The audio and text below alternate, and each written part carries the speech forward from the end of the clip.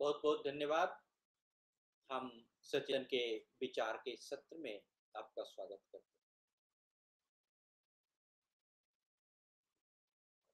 हमने पिछले दिनों चर्चा किया हुआ था कि आत्म संयम, सत्य को जानना और आनंद को प्राप्त करना, ये हमारे जीवन के अद्भुत 3 महारत्न है जिसकी खोज हमें करनी चाहिए। आत्म संयम के बारे में हमने बताया था कि वह भीतर की शक्ति है। सत्यता के बारे में बताया था कि वह जीवन का दीपक है। अगर यह हमारे विचार, आचरण, हमारे इंद्रिय, सब कुछ का अगर मेल खा जाए तो हमारा जीवन जो है धन्य हो सकता है।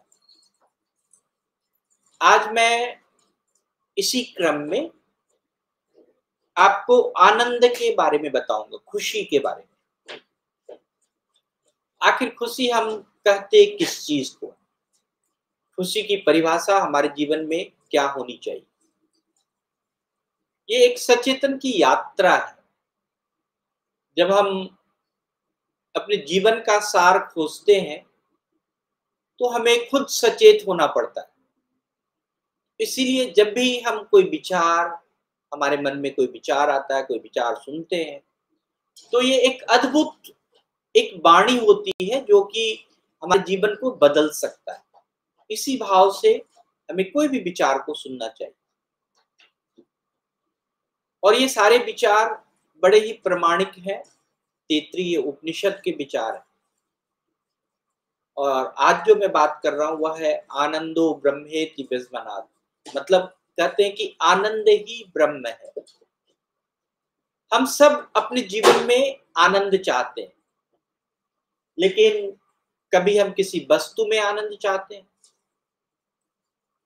कभी हम उपलब्धि में आनंद चाहते हैं,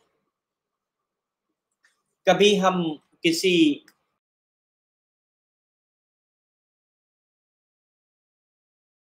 बदलाव में आनंद चाहते हैं। तो जब हम आनंद को देखते हैं,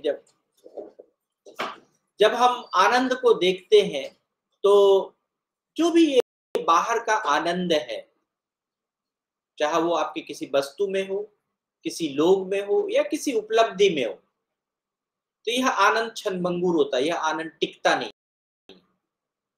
वह इसलिए नहीं टिकता है कि एक क्षण तो खुशी मिलती है और दूसरे ही क्षण मन चाहता है कि कुछ और मिल जाए। तो जो मिली है उसको भी आप अच्छे से एंजॉय नहीं कर पाते हैं और फिर हम दूसरे उसमें लग जाते। इसी को दूसरे तरीके से देखिए, एक कोई चीज मिल गया आपको तो आप चाहते हैं कि और भी उससे मिले, और भी ज्यादा मिले। मन जो है कि कहीं भी टिकता नहीं है, मन कुछ और ही चाहता है। मन की जो चाहत है, वह जो चीज मिला था वह भी उससे भी कुछ और ज्यादा या कुछ और कुछ था। तो इस उपनिषद में बड़े अच्छे से कहा गया है कि जिस आनंद की तलाश तुम बाहर कर रहे हो, वास्तव में वह तुम्हारे भीतर ही है। और उसी को हम ब्रह्म कहते हैं, उसी को हम चेतना कहते हैं, उसी को हम शुद्ध चैतन्य कहते हैं, उसी को हम आनंद स्वरूप अस्तित्व कहते हैं, उसी को अल्लाह कहते हैं, उसी को ईश्वर कहते हैं। तो जो कोई भी वस्तु बाहर नहीं है बल्कि वह हमारे अंदर है, एक शुद्ध चेतना के रूप में है, आनंद स्वरूप में है। तो शुद्ध का मतलब क्या होता है? कि जो अविकार है।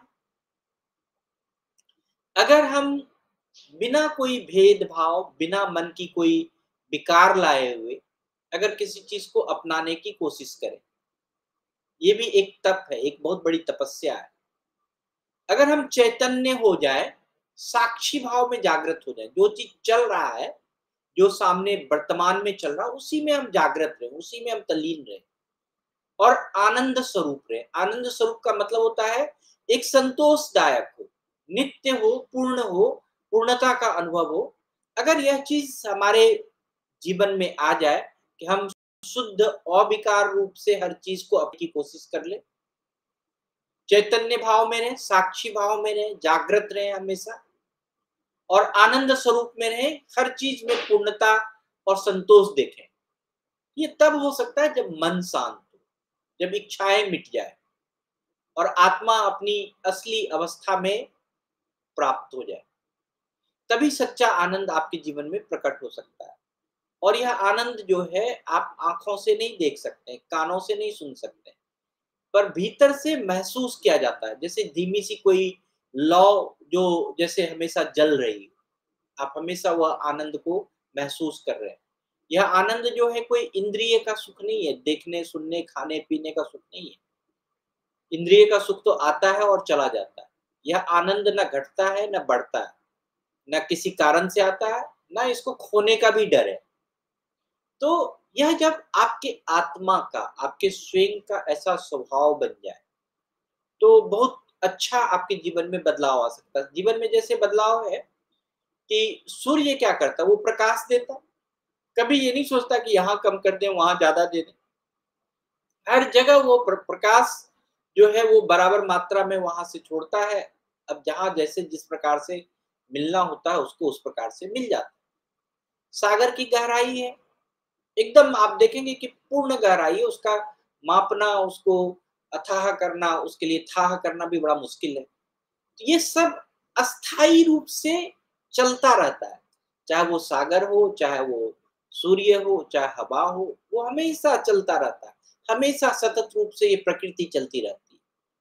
तो जब भी आप कोई साधना करते हैं, जब भी आप कोई किसी चीज के लिए तप करते हैं, तो मैं आनंद में हूँ और मेरी आनंद जो है हर चीज में है, वो सर्व सब में व्याप्त है, ऐसी एक भावना चाहिए। और ये भावना जो है बड़ा कठिन है लेकिन सरल भी है। अगर आप हर व्यक्ति के साथ, हर जीव जंतु के साथ, अपने आसपास के हर चीज के साथ जुड़ जाए और बिना कुछ सोचे समझे, बिना कोई भेदभाव किए हुए उसको मन से अपनाने की कोशिश करें, नॉन जजमेंटल हो जाए, उस पर कोई जजमेंट ना दे कि वो क्या कर रहा है, कैसे कर रहा है। तो फिर देखिए कि आपके जीवन में अपने आप लगेगा कि हम उस व्यक्ति से इवन कि बिना बात किए हुए भी जुड़ जाएंगे, हमारा संबंध जो है उस व्यक्ति से प्रारंभ हो जाए। अगर हम अपने आप को उस वर्तमान क्षण में जी लें कि भाई जो चीज हमारे सामने चल रहा है हम उसको जिए पहले, ना कि हम भविष्य की एप्रीहेंशन में लेके चले क्या होगा, कैसे होगा। तो देखिए कि आपका जीवन कैसे बदल जाता है। तो जब इन सब बदलाव को हम करते हैं तो हमारे जीवन में हर पल जो है एक पूर्णता का अनुभव होता है। कभी भी हम किसी चीज से कोई नाराज, कोई गुस्सा, कोई इस प्रकार की जो भावनाएं हैं वह नहीं होता, हम शांत हो जाते हैं। तो यही अवस्था जो है वो ब्रह्मानंद की अवस्था है, यही अवस्था जो है आनंद की अवस्था है, जहाँ मैं और मेरा जो है वो समाप्त हो जाता है कि मैं कौन हूँ, ये मेरा है, ये समाप्त हो जाता है। बस सिर्फ और सिर्फ आपके जीवन में शांति और आनंद ही रहती है। तो हमेशा आप इन तीन चीज को हमेशा याद रखिए, सत्य, संयम और आनंद। अगर सत्य में जीवन को प्रकाशित करना है तो सत्य का मार्ग अपनाइए। आपके सिर्फ वाणी में सत्यता नहीं है, मन में, विचार में, हर चीज में सत्यता का भाव ले आइए। संयम का मतलब है स्थिरता लाइए, आत्म संयम। तो आप सेल्फ कंट्रोल के बारे में सोचिए कि कैसे हम अपने इंद्रिय को, अपने कैसे जीवन के हर चीज को कैसे संयम पूर्वक रखें, जिससे कि आप कभी भी अस्थिर नहीं रहेंगे, भागम भाग नहीं रहेगी, और आनंदता, आनंद से पूर्णता आती है। तो ये तीनों मिल के हमारे जीवन को मुक्त करता है, कोई भी भय से मुक्त करेगा। जब हमारा जीवन जो है मुक्त हो जाएगा, किसी चीज का डर नहीं होगा, किसी चीज का भय नहीं होगा, खोने का डर नहीं होगा, पाने की लालसा नहीं होगी, सब चीज अपने आप, वह सच्चा सुख जो है वो अपने आप मिलता जाता है। तो याद रखिए कि सुख जो है कि वो बाहर से नहीं आता है, वह भीतर से ही हमें मिलता है, और बाहर की वस्तु तो हमेशा बदलती रहती है, और भीतर का जो आनंद है वो सदा एक सा और शाश्वत बना रहता है, कंटिन्यूअस होता है। तो आज या अपने जीवन में हमेशा एक पल रुकने की कोशिश कीजिए, एक पल थमने की कोशिश कीजिए उस चीज में। एक बार उस चीज को समझ के गहरी सांस लेने की कोशिश कीजिए, उसको समझने के लिए गहरी सांस लेने की कोशिश कीजिए, उस क्षण को जीने के लिए एक गहरी सांस लीजिए। फिर अपने भीतर तो झांकिए एक बार, वहाँ वहीं पर आपको कहीं न कहीं एक शांति, एक प्रकाश, एक आनंद अपने आप महसूस होगा। जब आप ये थोड़ी-सी साधना करते हैं, रुकने की, गहरी साँस लेने की, भीतर झाँकने की, तभी आपको लगता है कि मैं तो आनंदमय हूँ, तभी आप आनंद का अनुभूति करने लगते हैं। तो इसी के साथ हम आज सचेतन का विचार यहाँ पर हम समाप्त करते हैं। आगे हम फिर मिलेंगे इस एपिसोड में, और सचेतन जो है, या यह जो है, किसी और की वाणी नहीं होनी चाहिए। सचेतन आपकी अपनी वाणी होनी चाहिए, अपने विचार होने चाहिए, आपके मन के विचार होने चाहिए जो आपके भीतर की ओर ले जाए। तो याद रखिए, जब आप सत्य में जीते हैं, संयम से बंध जाते हैं, आनंद में स्थिर हो जाते हैं, तो आप अपने आप सचेतन में आ जाते हैं, और वही ब्रह्मानंद की स्थिति है, वही ईश्वर की स्थिति है, वही अ, हर ईश्वरीय शक्ति की स्थिति है। तो आज के लिए इतना ही। आप सभी का बहुत-बहुत धन्यवाद, बहुत-बहुत आभार। अगर आपके मन में कोई प्रश्न है, कोई विचार है,